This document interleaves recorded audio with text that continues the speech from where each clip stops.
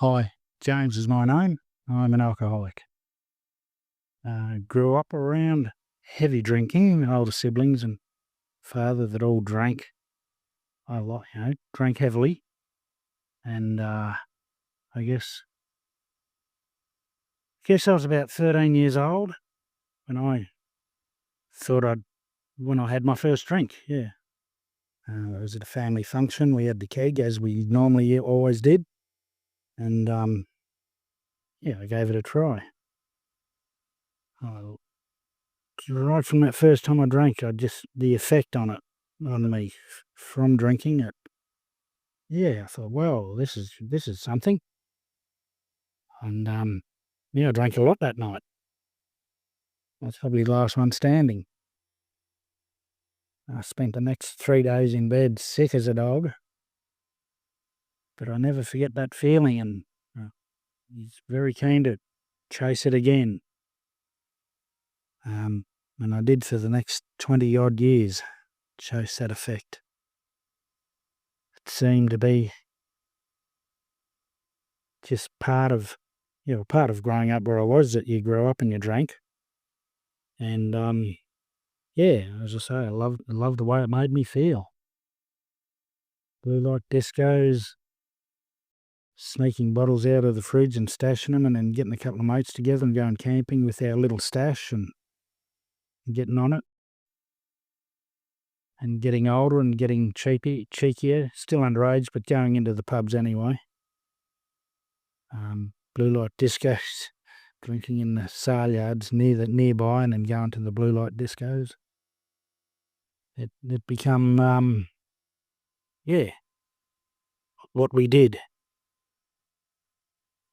And again, it's just chasing that effect. Love that effect. Love it way it made me feel. Lost my shyness and helped me socially interact with people. And then, yeah, it became of age where I could legally drink in pubs, and I bloody loved it. I lived for the pubs, the Friday and Saturday nights in the pubs. And at that stage, it was mainly just weekend drinking, but it was always for the effect, and always not just a couple of drinks. I couldn't see the sense in just having a couple. They brought in the A5 laws, and I really just didn't like that, because I liked driving and I liked drinking, and at times I combined it too.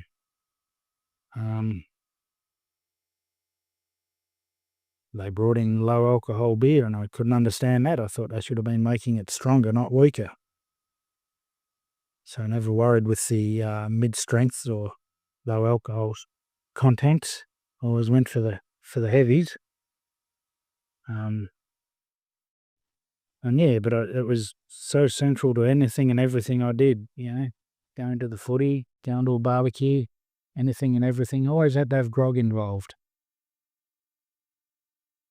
And yeah, look, as I say, I didn't see an issue with it, because that's how I was brought up. That was part of life. As a family, we used to look at people that didn't drink much and think there was something wrong with them, and geez, those that didn't drink at all, there was definitely something wrong with them. And I guess over time, yeah, I sought out people that drank like I did. And yeah, I'd drink before going to the pub, because it was too expensive to get as much as I wanted at the pub prices. I went through the usual, lot of relationships that didn't work, and jobs that didn't last very long, and moving around a bit, very unsettled, and just getting into bloody trouble. Now, I was probably lucky I didn't do my license more than I did with O5 charges. I ended up with the one, but geez, if I had been caught a lot of times, I would have been walking for a lot. But as it was, I was struggling to keep a car on the road anyway, an old car, and struggling to keep the maintenance up to it. because me money went into the drinking. That was the most important thing for me. I didn't realise it at the time, but it was. Looking back, I can see that it was. And this went on for 20 odd years, and it was mainly weekends. I discovered dope along that time, and used to do a fair bit of that too. And I suppose that sort of, in a way, that sort of slowed my drinking down, because I could have a bit of a smoke and still feel an effect. And back then, you could drive without being detected, and go to work, all sorts of things. But again, that was just chasing the effect, and I didn't realise, but I needed to alter my reality, and without it, it wasn't at ease. And for the most part of that 20 years of drinking, I was pretty irresponsible, but I had nobody to be responsible to except myself. And just live the party lifestyle, living for the next party, for the next drink, for the next night in the pub. Work was there to pay for that, and that was it. I never had much ambition or plan in life apart from the next party. Towards the end of that 20 years, I found myself becoming a parent, and that sort of shook me up a bit, in the sense it was not planned, and I could see it was going to be a threat to my lifestyle. But I come to a level of acceptance that, all right, I'm going to be a parent, I better knuckle down and get a job and do the family thing. And I think by that stage I'd started brewing my own beer and growing my own dope, and I actually thought that was going to be the answer to the problems, because it would save me a hell of a lot of money. And I always had beer in the fridge that way, and I always had a bit of smoke. But I couldn't keep the family together, and I couldn't hang on to a job. And after 2 years of trying and separating from the mother of my children a few times over that time, and moving around, and it left me very confused, because for those couple of years I'm actually making an effort to lead a better life. And at the end of that 2 years, I had nothing to show for my efforts, except life was worse. That left me very confused, because I thought, should be some improvement. But no, it was bloody worse. And mother of my children and I separated one more time, and that left me fairly devastated, because she moved away and took the kids. I'd had another son by then. Moved the kids and moved away from me, and I moved again just to be near the kids, and landed another job, a decent job. And by then I'm starting to think, I really got to do something about it. I actually went for some counselling and done one of those, I think they're 30-question questionnaires. And at the end of it, they said, if you answer yes to 4 or more questions, you've got a problem. And I answered yes to about 28 of them. So sort of was starting to be confronted with it all. And they told me, you're never going to get your life sorted out while you continue to drink. And I said, okay, I'll stop. And they said, well, you'll find it nigh on impossible to stop drinking without help. And I said, no, look, I'm pretty determined. I've got good reason to stop. I'll stop. And I left there with a big determination to stop drinking. And I think I lasted a month, and I drank again. And then, I drank again. Then I thought, no, I've got to get off it. And thus started a cycle of trying to stay off the grog without help, and realised, just kept going back to it. I think it become a bit of a 2 weeks. I'd have it in my mind that I'm stopping. I'm off the grog. I'm stopping forever. And 2 weeks later, I'd drink again, and I'd wake up and righto, no, that's it. I've got to stop. I really got to stop, and I'm going to do it this time. And yeah, it just went on and on. I kept going back. Couldn't stay stopped. I kept going back to it. Yeah, and as I say, in the time I've moved, I'd landed another job, and I'd sort of had the feeling if I don't do something, this job's not going to last. And it was a decent job, a good job, and I'm trying to sort of be a parent of some sort with some access to my children, young children, and yeah, just getting very desperate, and also I guess realizing by then, gee, I think I might really do have a problem with it because I kept going back to it. I couldn't leave it alone. With a firm resolve not to drink, and I'd end up drinking again. As I say, that cycle went on for some time, and I was fortunate when I'd moved again. I started seeing another counsellor on a weekly sort of basis, and he kept suggesting AA to me. And I don't know. I suppose I had a lot of fear, but I'm trying to do it on my own and not getting anywhere. And I guess I just had to get very desperate and realizing I really do need to reach out here. So I let myself be convinced to go to an AA meeting, not knowing what to expect, but just, getting very desperate. I guess my state at that point was I had a lot of emotional pain and a lot of confusion.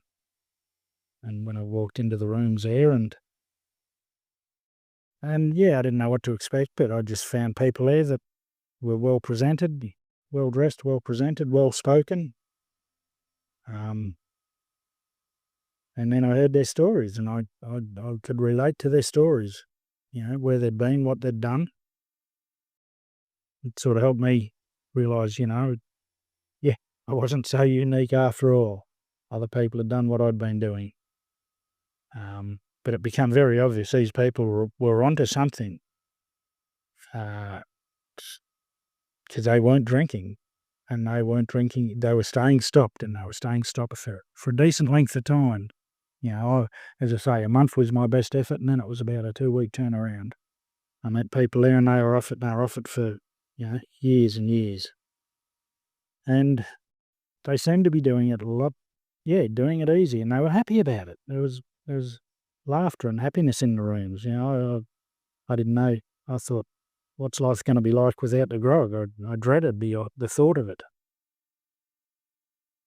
But these people were sort of, they were happy. They had what I didn't have, and I found myself really wanting what they had.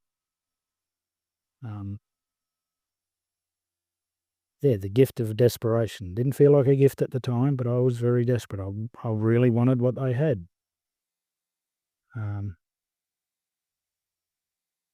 that counsellor, I didn't know. He'd not revealed to me, but he was a member. And I met him again at the meetings, and he welcomed me along. They all welcomed me along, and I guess from the first few meetings, it was hard to take much in because I just had a lot of pain and confusion. But they kept saying, "Keep coming back every time. Keep coming back," and I'd find my urge to drink would dissipate if I went to a meeting. The thought was there a lot. But I'd go to a meeting and I'd leave the meeting and the urge to have a drink would have left me. And by this stage, I'm really getting really desperate to stay off the grog. And I guess for some time I had white knuckle sobriety, in the sense I was just sheer willpower and determination not to have a drink. Because I guess being an alcoholic, most natural thing in the world for me to do is to have a drink. I didn't know that at the time, but that's where my mind was at. So I just had to grin and bear it and not pick up a drink, and it was a bloody hard time. Um, I was lucky I still had that job, and that kept me occupied during the day, and of an evening, I'd either get to a meeting or visit a older sober member and have a coffee with them, or do some reading, AA literature, or out of the big book. A lot of the Grapevine magazines and the local magazines, they used to tell me, well, that's like a meeting in print. So I read a lot of them, and it all helped me get through. I guess I really had to immerse myself in AA literature, audio stuff, listening to it in the car when I'm driving anywhere, getting to whatever meetings I can, because I just had that real desire. I wanted what the other people had. And I dragged a chain on getting a sponsor, and I really wouldn't recommend that, because it was painful and it just prolonged that emotional pain I was in. And there was one lady, she'd tell me every week, look, get yourself a sponsor and have a go at the program. I think I must have been annoying her or something, but she kept saying that every week. I'd see her at the meeting, and I eventually did that and worked at it. We used to have a big book study in that area at the time. I went to that. That was very handy. Hearing older sober members' interpretations of passages out of the big book. Getting a sponsor and sitting down with him on a regular basis, and tapping into his wisdom and knowledge. And I suppose I've learned, to pick a sponsor, pick somebody whose sobriety that you like, because you'll get what they've got if you work at it. And I found a sponsor, I liked his quality of sobriety. And he was very wise, and I spent a lot of time with him. But I had to. I needed a lot of it. I guess as it says in the big book, half measures availeth nothing, and I had to get fair income about it. I had to really throw myself into it to get through. And I worked at it. I bloody worked hard. I guess over time, I've seen things change. I really wanted change. I realised, I was physically sober, but I needed that emotional sobriety. I wanted that change. And, I was just working hard at it for a long time. And it was a work counsellor that commented to me one day. I'd sit down and have a chat with her every fortnight or so, this industrial chaplain. And she said to me, she sat down with me one day and she looked at me and she said, "You've changed." I love to hear it, because that's something I'd been working for. I wanted that change. And, to hear it for the first time, I couldn't see it. It was such a gradual thing, but she saw it and she commented, and that was very much music to my ears, And, I have changed, and it's changed my perception of reality. As I say, I drank because my perception of reality, I discovered, was a bit skewed. And I know when I went to my sponsor, I had every area of my life there was trouble going on. Family courts and legal and just everything, And I went to him and I said, "Look, we need to do something about this, this, this, and this." He said, "No, we're not doing anything about any of that. We'll work on you." In me. And I thought, what the hell? How's that going to help? But it was the best advice because, we worked on me through the program and everything else sorted itself out, When I've learned, it's that old thing, you're not going to fix a problem with the same type of thinking that created the problem. Or as my sponsor used to say, you want to change your world, you need to change the way you think. And that's been so true. It's there's no point changing my circumstances if I don't do something about my thinking, because my thinking will just change it back. I change my thinking and natural flow on from that is my circumstances changing and staying changed. I've lost any desire to drink. And I don't have to fight to stay sober now. I don't have to white knuckle it. I'm very comfortable being a non-drinker. Very grateful to be a non-drinker, knowing that I never drank in a healthy manner, and I never will.